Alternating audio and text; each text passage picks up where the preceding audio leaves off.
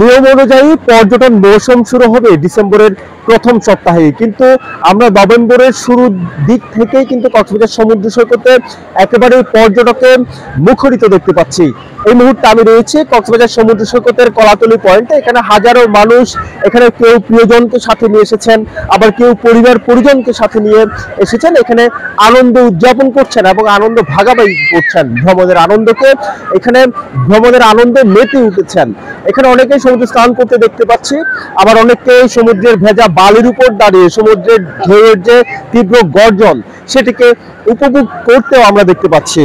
আরেকটি বিষয় জানিয়ে রাখতে চাই, আপনারা নিশ্চয় জানেন সরকারের সিদ্ধান্ত অনুযায়ী কিন্তু নভেম্বরের শুরুর দিকেই সেন্ট মার্টিন পর্যটকদের জন্য উন্মুক্ত হওয়ার কথা ছিল, তবে রাত্রি যাপন করা যাবে না সেই ধরনের সিদ্ধান্ত কিন্তু সরকারের পক্ষ থেকে নেওয়া হয়েছিল।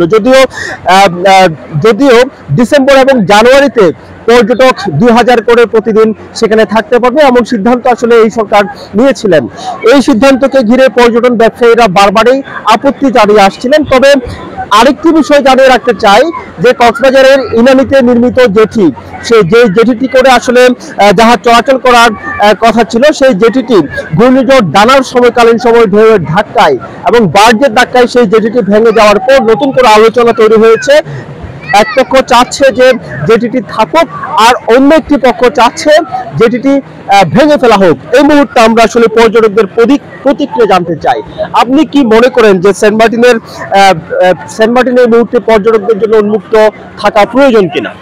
জি অবশ্যই, আমাদের সেন্ট মার্টিন হচ্ছে গড গিফটেড একটা জিনিস বাংলাদেশের। তো আমরা যদি সরকার যদি তড়িৎ পদক্ষেপ নিয়ে যদি সেন্ট মার্টিনটা চালু করে দেয় তাহলে আমাদের হাজারো পর্যটকের জন্য খুব ভালো হবে। কারণ আমি কক্সবাজার ফ্যামিলি নিয়ে আসছি, বাট আমার খুব ইচ্ছা সেন্ট মার্টিন যাওয়া, বাট এখন বর্তমান পরিস্থিতির কারণে বা প্রাকৃতিক দুর্যোগের কারণে যেতে পারছি না। সরকার যদি এই ব্যাপারে যদি কোনো পদক্ষেপ গ্রহণ করে সেটা আমাদের সকলের জন্য ভালো হবে, পর্যটকের জন্য।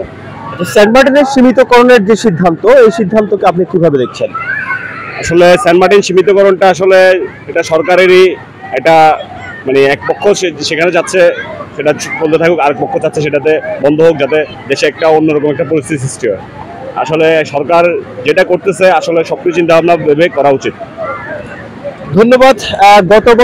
গত বছর থেকে মিয়ানমারের অভ্যন্তরে তীব্র যুদ্ধ পরিস্থিতির কারণে আসলে টেকনাফের দন্দমিয়া ঘাট থেকে জাহাজ ছেড়ে যাওয়া বন্ধ হয়ে গিয়েছে। এরপর থেকে আসলে গত বছরের পর্যটন মৌসুম থেকেই ইনানির জেটি ঘাটটি ব্যবহার করে টেকনাফে সেন্ট মার্টিনে জাহাজ চলাচল শুরু হয়েছে।